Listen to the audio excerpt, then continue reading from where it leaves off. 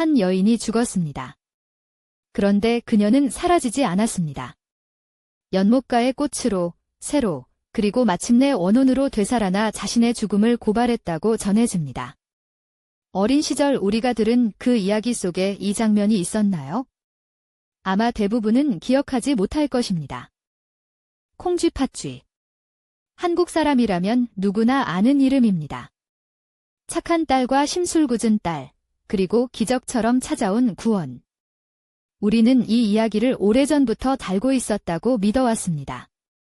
그런데 정작 이 이야기를 처음 지어낸 사람이 누구인지 어디에도 기록이 남아있지 않습니다.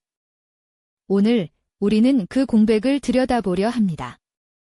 수백 년 동안 권선징악의 동화로 소비되어 온 이 이야기 안에 숨어있던 죽음과 복수의 서사, 그리고 기원도, 작자도, 가장 오래된 원본조차 확인되지 않은 채 남겨진 한 이야기의 미스터리를 따라갑니다. 이야기의 무대는 조선시대 어느 시골 마을로 알려져 있습니다. 호랍이 아버지와 착한 딸 콩쥐, 그리고 아버지가 재혼하면서 들어온 계모와 그 딸 팥쥐.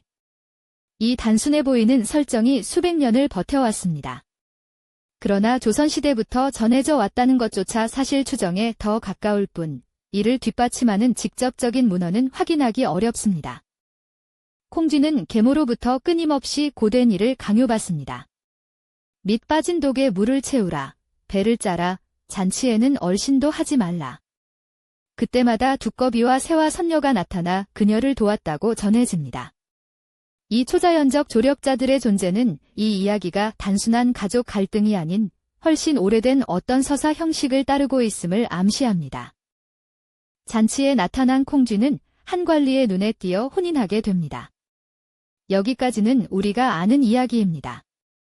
그런데 일부 판본에서는 이야기가 여기서 끝나지 않습니다. 계모와 팥쥐는 행복해진 콩쥐를 끝내 용납하지 못하고 그녀를 연못으로 유인의 물에 빠뜨려 죽였다고 전해집니다.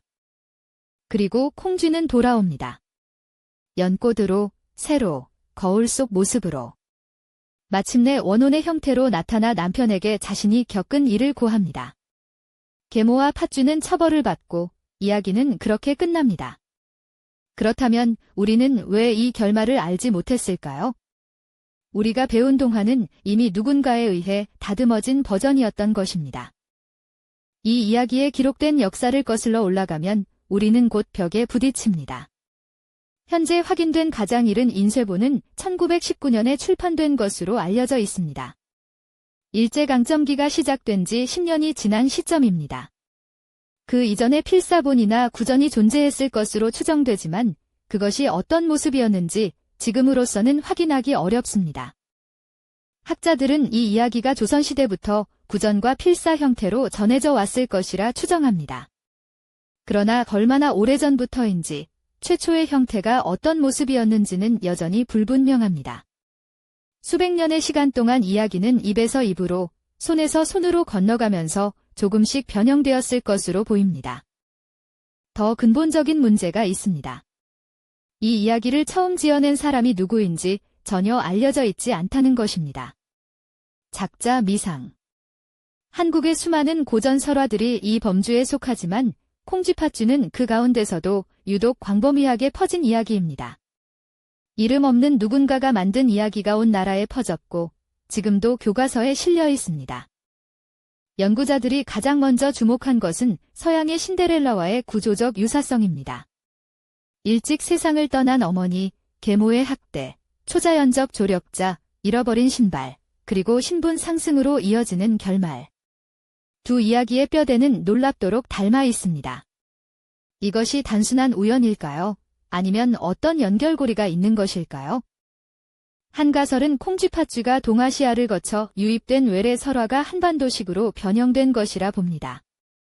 실제로 중국과 베트남 등에도 유사한 구조의 설화가 존재하며 이 이야기들이 교역로를 따라 전파되었을 가능성을 배제할 수 없다는 것입니다.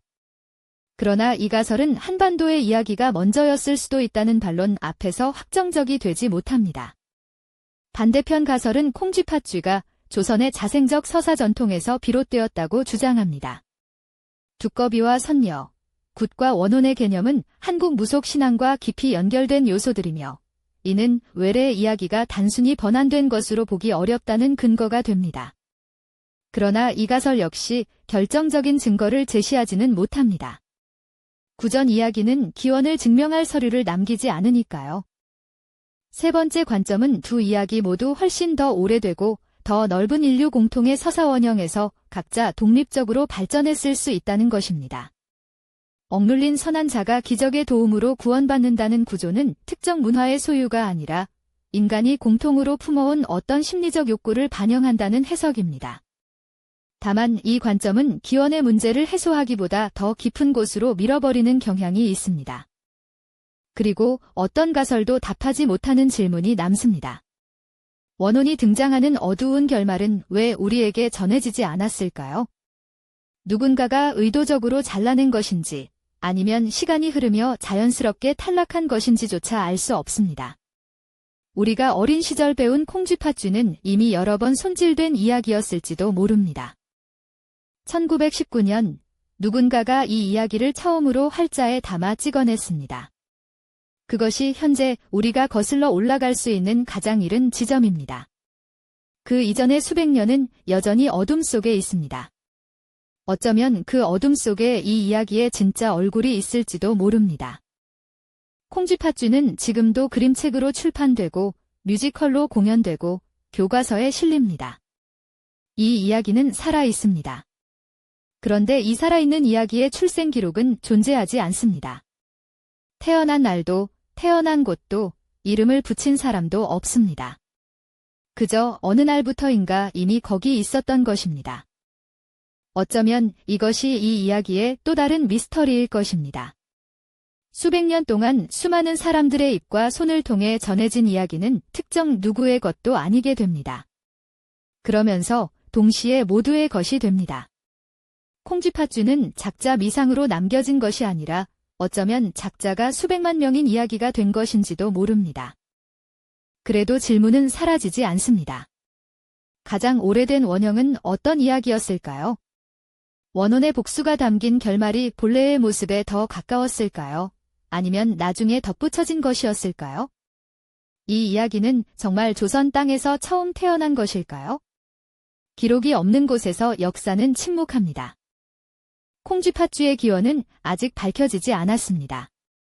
학자들의 연구는 지금도 계속되고 있고 새로운 자료가 발견될 때마다 그 윤곽은 조금씩 달라집니다.